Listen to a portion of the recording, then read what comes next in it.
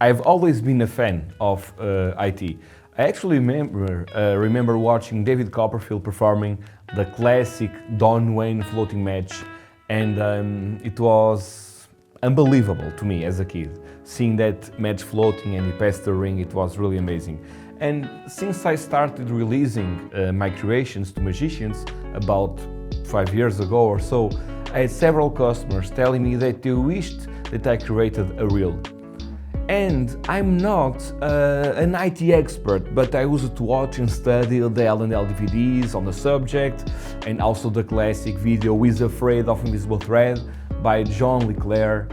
And for some corporate shows, I actually used to perform abilitation with the Sorcery Manufacturing ITRs, so I was really familiar with the invisible thread. So about 2 years ago or so, I decided to create an ITR for close-up. And oh boy, it was very, very hard. One thing that used to happen is that the thread will break a lot, even with the hoop system, which was invented by Surya Kumar from India a few years ago.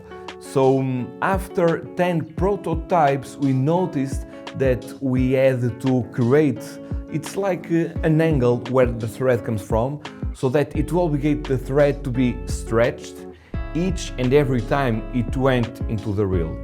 In finding out the best tension to do that was very, very challenging. We have about 10 3D printers or so, so our first prototypes were of course 3D printed. And with thread it's hard because the thread catches anything that's not actually 100% smooth.